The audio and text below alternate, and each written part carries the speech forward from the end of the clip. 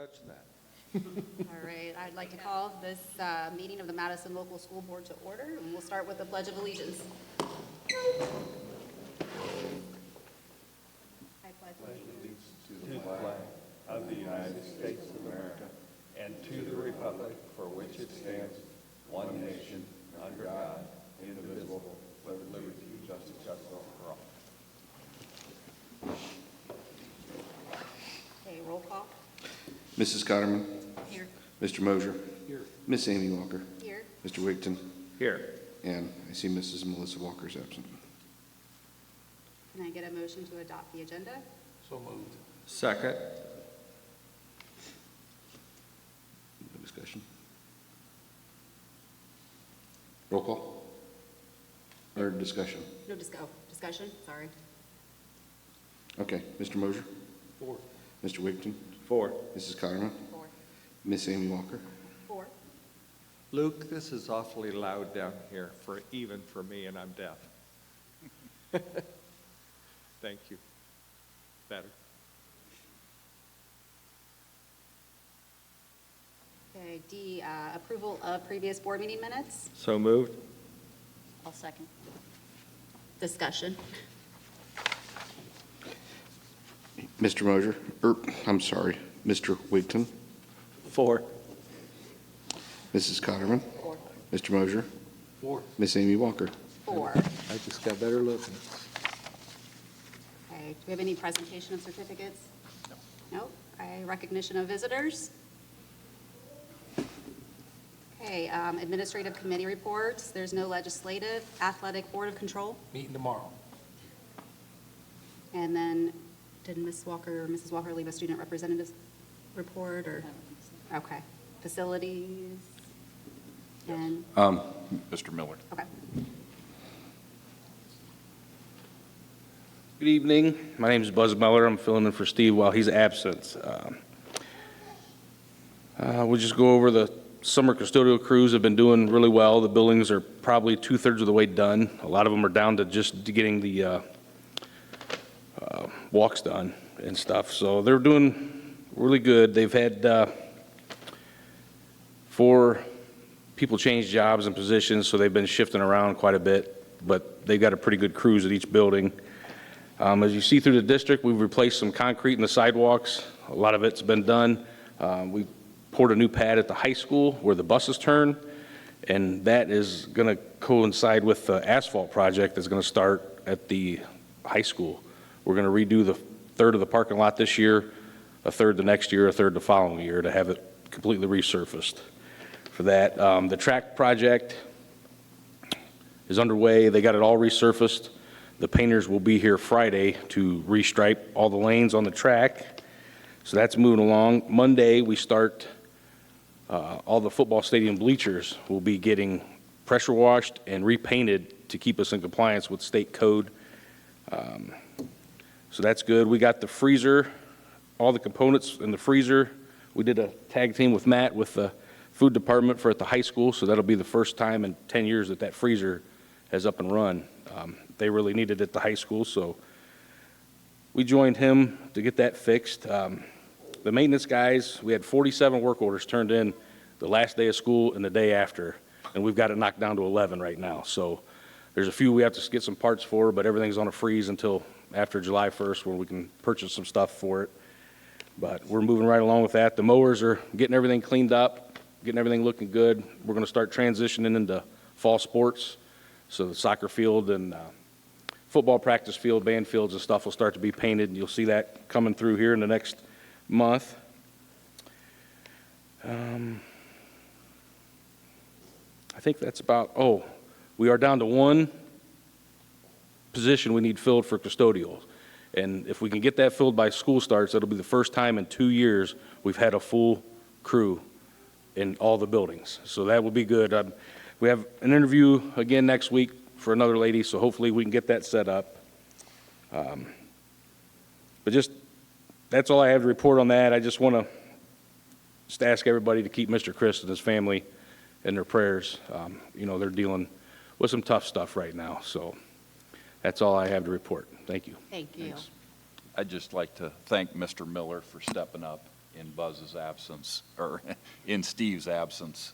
He's done a great job of, we've kind of been, he's taken on the head maintenance position the last couple years, and Steve has groomed him for this day, not thinking that it would be this soon, but he's done a great job in picking up the pieces and keeping our maintenance and custodians running.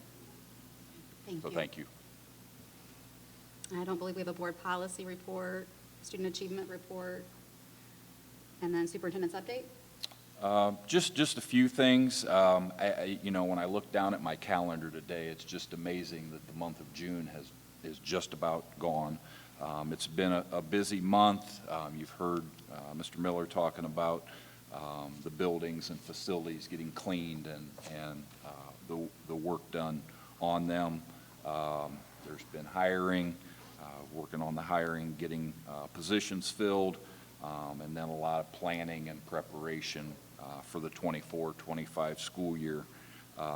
And we also, you know, it's kind of on our doorstep, the 100-year anniversary of Madison and some of those celebrations that we have planned, as well as the 50 years of career technical education. And those of us that were at the adult ed graduation got to meet the first adult ed director, and back in the mid-'70s when that started, and it was kind of interesting to hear some of those stories from him. So excited about the year ahead, and that concludes my update. Thank you. We have two presentations this evening. First up, Mr. McVicker with technology. Hopefully the technology works tonight. I put in front of you, each of you, a two-page or a front and back of highlighting some of the things that I want to at least highlight for this evening. Taking a look at a review of the 23-24 school year, a few things to point out. One, under the collect and distribute student devices, do want to point out that as the age of our Chromebooks continues to increase, we're looking at needing to replace those. So hopefully a little later on the agenda, with the board's approval, we'll begin that process. A number of those devices were purchased during the 2021 school year, and they are getting closer to the end of life, not only from a technology standpoint, but just from the amount of use that they get over that 4-year period. So we're going to start with that cycle, and hopefully we can continue that over the next few years, and then we have the process in place and maintenance in place. Also this year, one of the things that we did was a little bit different than the past. We outsourced the repair of those Chromebooks, the damaged ones that would come in, whether the batteries were out, motherboards failed, we were able to send those off.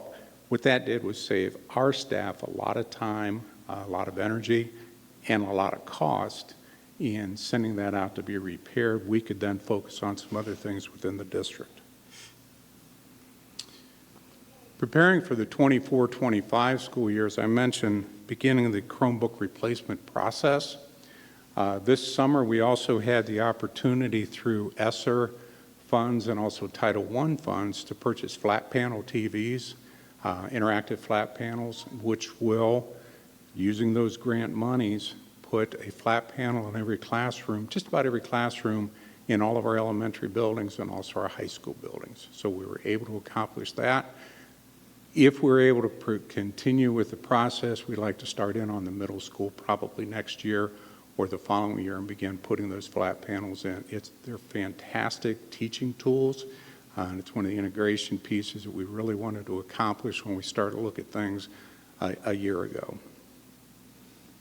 Also, if you notice, if you've been on our school website today, or if you've gotten the new mobile app today from Madison Local Schools, we have a new website. It launched this morning, had a couple of hiccups early on, but things seem to be going pretty well now. So hopefully, as time goes on and our building administrators become more comfortable adding content to that, you'll just see it grow and expand. The one that we had previously, from the backside of really with Luke's side of things, was getting rather clunky and rather cumbersome to use. And this is able to streamline a lot of things. A piece that we're looking at adding probably in another year will be a two-way communication piece through that app. So that's one of the goals. It's one of the things that actually came out of the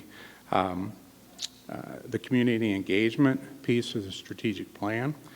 So today it was launched. Ongoing challenges. This past year, NCOCC, who had been our data acquisition site, our ITC, merged with NeoNet, which caused us some issues, mostly just the continuity and efficiency that we were used to with NCOCC being so local. NeoNet is out of Cuyahoga Falls and not as easy to get to and not as easy to talk with. But we're working through that process, and as they begin to implement things and push things out to us, we have to grow with that. So we're going through some growing pains, but I think as time goes on, it's going to get better. Upgrading the network infrastructure. A year ago when I spoke, I talked about need for a long-term technology plan. And one of the things that I mentioned is that we needed to build our infrastructure. We need to upgrade and improve. That process has started. We added new switches in each of our elementary buildings, which gives us the capability to expand our security systems, add more devices. So we're very excited about that. High school, we were able to add a couple of switches to the north end of the building, which now is giving access to the physical education area and also to the gyms. And again, by adding that technology, we're able to expand our security system. I would like, as I said, I just wanted to hit some of the highlights through there, but I'd also like to make sure I thank Luke, Gino, and Melissa for their hard work. When you have 3 people that are overseeing as many devices, over 4,000 student devices that we have in the district, it's a thankless job. If something doesn't work, one of those 3 are to blame, probably. At least that's the feeling that they get from time to time. So I do appreciate the effort they put in. With me stepping away from that on a day-to-day basis, Luke has really stepped up and taken on a lot of the challenges. And I think he's done a very nice job of leading the other 2. And Gino and Melissa just go about their business, doing their work and trying to make people happy. But one of the focuses that we're looking to move them through, as I mentioned earlier, that we're adding the interactive flat panels. I've really leaned on those 2, Gino and Melissa, to help train our staff from a technology standpoint of how to use those devices. Curriculum will come from other people, but the technology side, we ought to be able to provide that kind of in-service. So that's what we're working on. So that concludes what I wanted to present, the things I wanted to highlight. If you have any questions, feel free. Questions? Thank you. Thank you. Thank you. And then we have food services, Mr. Blankenship.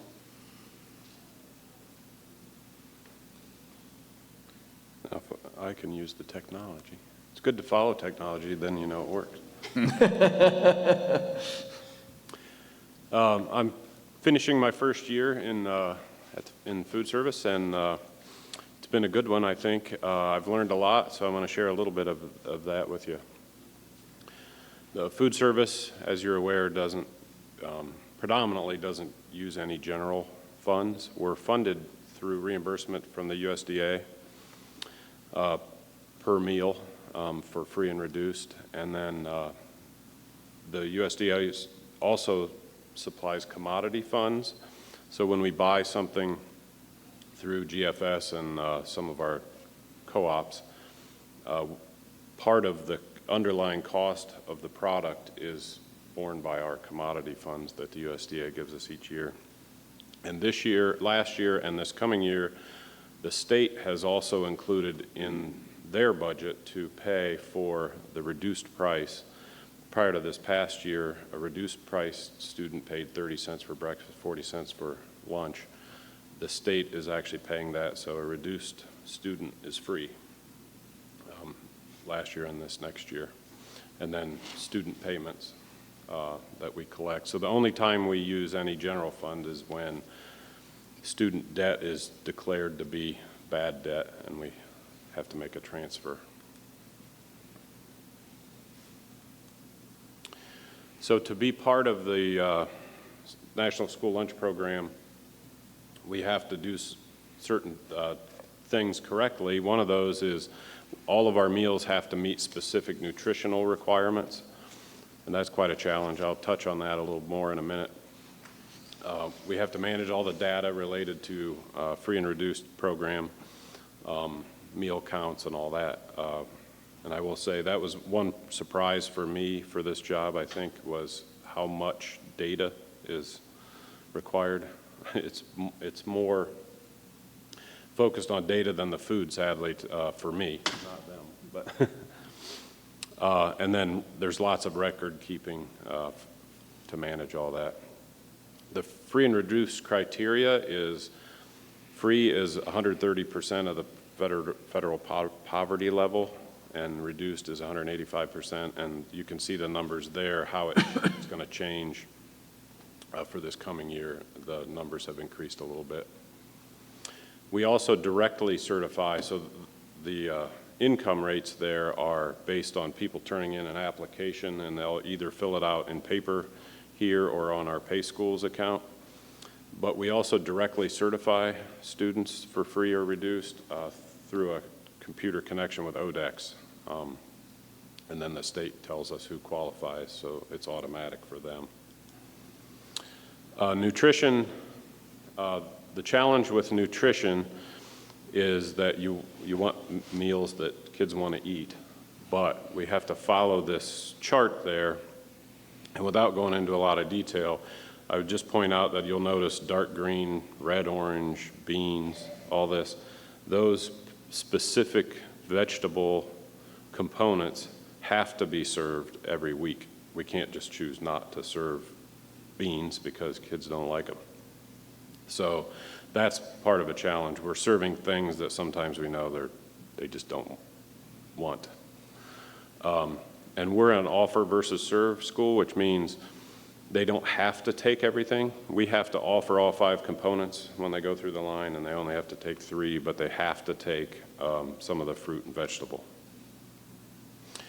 I just put this in there so you could see to the level of detail that they make you follow in those dark green, red, orange, beans, those things. And then it's somewhat confusing sometimes, because if I serve you green beans, you would think I just served something that was a bean, but it's not. It's an other.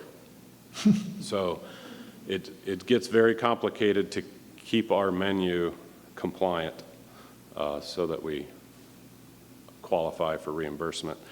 The state does check that, and we are on the list. It's once every 5 years we're on the list this coming school year to be inspected. Breakfast similarly follows rules. We don't have the vegetable requirements there and meat, but we can do some substituting for that. They continue to update those, and the biggest change coming is they're continuing to reduce sodium. So we have to count on our vendors to redo the recipes to eliminate sodium in the diet, and sadly it probably makes it taste not as good. So creating menus, like I say, is a challenge following all those rules. So what we've done moving forward is we're going into a 4-week rotating cycle, so we'll have the same menu repeat. And we're using a different program next year to do that. It's called Healthy Pro. And it's different for us. In our kitchens, we'll be able to do all of our production reports and everything online. But it's also going to be different for the students and the parents on where they go to see it. This is what it's going to look like. There's an app you can download on a phone, and then, or go to our website, there will be a link too. And when you link, you'll see the whole week's menu. And then on the right side, it says build a meal. So it allows a student or the parent to log in there and then select the items that they're going to eat from that meal that day, and it'll give the nutritional results on the right, which is very important. We do this all the time already. It was manual, though, to the nurses. If you have a diabetic kid, they need to know how many carbs are in that meal and that kind of thing. So now that you can actually do it yourself with this program, so it's going to be pretty slick. We serve over 2,000 meals a day in the 5 schools, and so those numbers there show this year we did 350,000 meals between breakfast and lunch. So it's a lot of food going through here. The current prices are reasonable at $3.25 at the high school and $3 everywhere else. And the keys to getting this all done is our people. Our staff does a great job. They prepare over 2,000 meals a day. They know, and I spent a lot of time in all of the buildings this year, and most of them know the kids by name as they come through, what their allergies are, all of those things. So they do an awesome job there. They live food safety. We have really awesomely clean kitchens, and they follow the guidelines well. Buzz's group is also a big help with fixing things in the kitchens, and the custodians clean up the cafeterias, and then the teachers and administrators try to help us with the chaos of serving 2,000 meals a day. So they all do a great job. We have 29 contracted positions, and right now they're all full and have about 4 to 6 subs. So I shared all their names, so you'll have them there to see. But these lunch ladies and the food dudes do a fantastic job. So thank you. There's some of them are here. They do a great job. So I think that's all I got. Any questions? I got one, and I didn't see it in here, but my knowledge more. Do we have something in place where the family go in and check their accounts when the accounts balances are getting low, or is there a way that we notify them? Yes. when- So we use Pay Schools is our vendor that processes our payments. And a kid can either pay in the cafeteria with cash and it'll go on their account, or else they can set up an online account, and when they do that, they can set up notifications. They can even set up automatic reloads of funds. When it gets to $10, it'll automatically charge your card. There is a fee, a small fee that they pay to Pay Schools when they use a credit card, but that they don't pay if they use cash here. So they can set up those notifications if they set up the online Pay Schools account. What I started doing was about every 2 to 3 weeks, I would send a bright arrow blast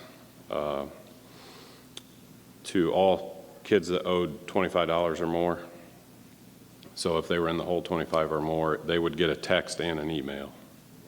And then in some cases, I could look through if some of those didn't go through as a bad email address or something, and I mailed some. But they can set it up, yes. And we haven't started the collection process yet. We have not, Did that letter go out? yes.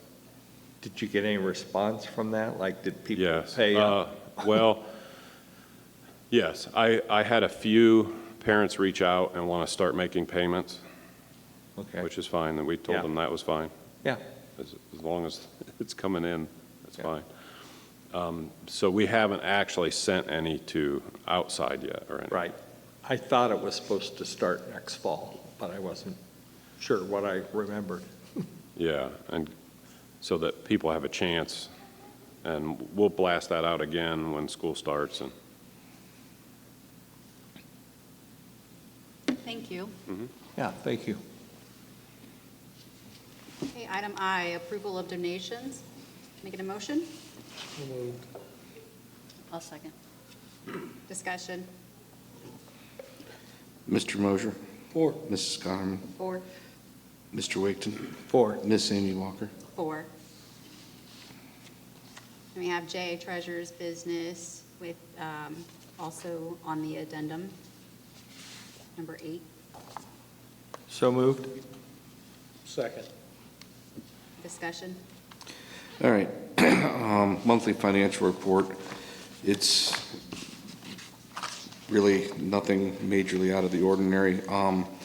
All the variances month over month from last year, FY '23, were due to timing. Like, for example, on the revenues, the timing in May, the way things were processed when we got certain payments was different, so that's why it's off. So that means the better measurement would be fiscal year to date. And when you look at the fiscal year to date, you know, our expenditures were up about 3% so far, fiscal 3.1 fiscal year to date, which makes sense. It's actually pretty good. And that was at the end of May. If you look at the overall expenditures too, we're around 91%, 90% of at the end of May, which is right on target. So far, the addendum that you approved is going to be the one major, I don't want to say change, but something different than what had been presented to the forecast, because in May, we didn't anticipate having to do an advance, which will be paid back into the health insurance fund. Health insurance is a self-funded plan, so the first $150,000 of any claim the board pays, and claims have skyrocketed over the last couple months. Just things of, you know, there's been a lot more claims than what we had typically had. We're at like 103% of budget right now in that, as far as what we had planned and what we anticipated. So that's why the advance, that advance, which I know I'm skipping ahead to the part that's on the addendum, number 8, but that advance will be paid back. And it'll probably be paid back within a couple months, just as soon as we start getting, as soon as the things settle back down and we start getting back in the black there. The reason I had to do that now is because I can't end the fiscal year in a negative. So I had to do something to get that positive. And then July, we can start going back. 2 through 5 basically are just functions of what you have to do on a daily, to end the year. Appropriations is a fancy term for the budget. We have to set budgets for next year, and we don't have the permanent ones. What we know, everything's in place, so we set them at temporary, which is at 50% of what we spent this year. So that's the temporaries. The permanent appropriations won't be set till September. Blanket purchase orders are things like, we know we're going to buy electricity next year, but we don't know exactly how much we're going to spend, so we have to do a super blanket purchase order for things like that. Permanent appropriations are basically saying, I got to certify to the county auditor, here's what all the budgets were, here's what we anticipated for the estimated resources, and we didn't spend more than what we had budgeted and received, so that's why I had to transfer that number 8, so we ended every single fund in the black. 6, insurance. We have to have insurance, liability insurance, and property, casualty, and fleet insurance. It did go up slightly, but that had nothing to do with Madison. It's just like everything else. Like I said, in our health insurance, we're responsible for the first $150,000, and then there's an insurance company that picks up after that, and then one after that. The same thing happens with our property, fleet, and casual. Ohio School Plan will pick up the first so much, might be up to $500,000, and then they have like national insurers, like Lloyd's of London will insure, or international will insure things beyond that. So, for example, it stinks, but when we have tornadoes in Kentucky or Nebraska or Oklahoma that destroy towns or schools, the reinsurers that are, international, they're going to get a loss.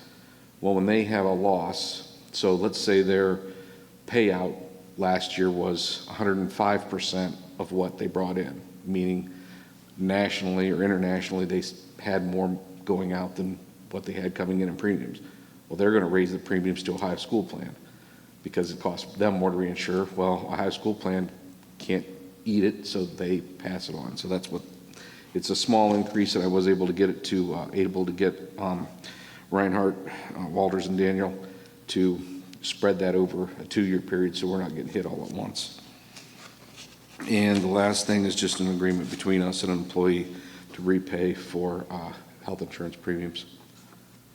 So, are there questions? All right. Roll call. Mr. Wigton? 4. Mr. Mosier? 4. Mrs. Cotterman? 4. Miss Amy Walker? 4.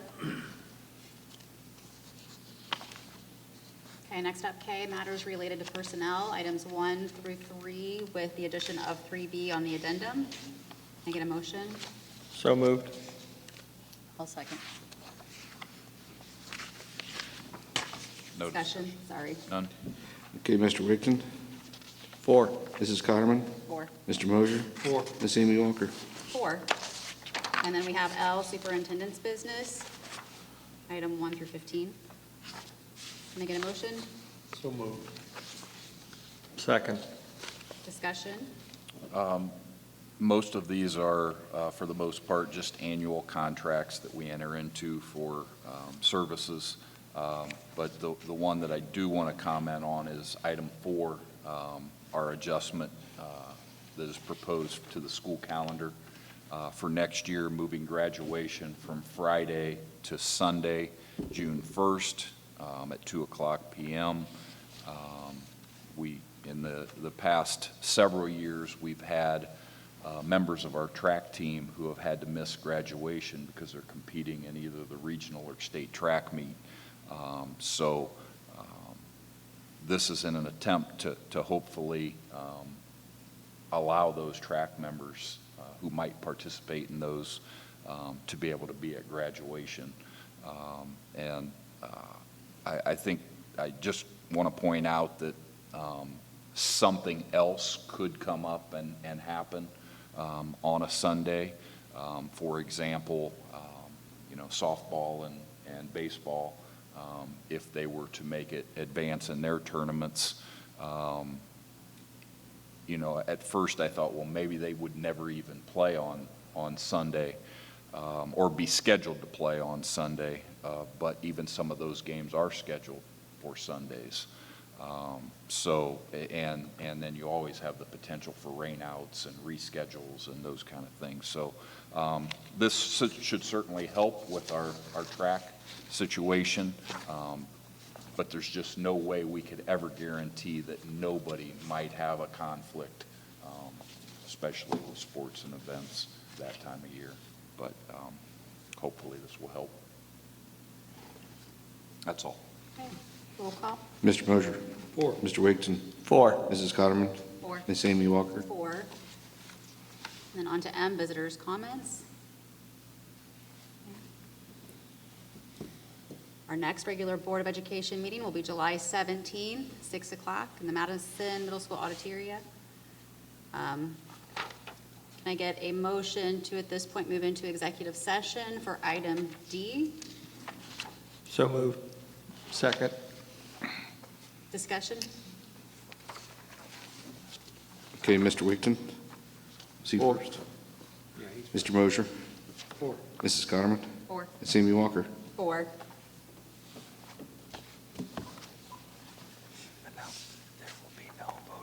There will be no action taken after executive session. Good. Good. You're good. Critique.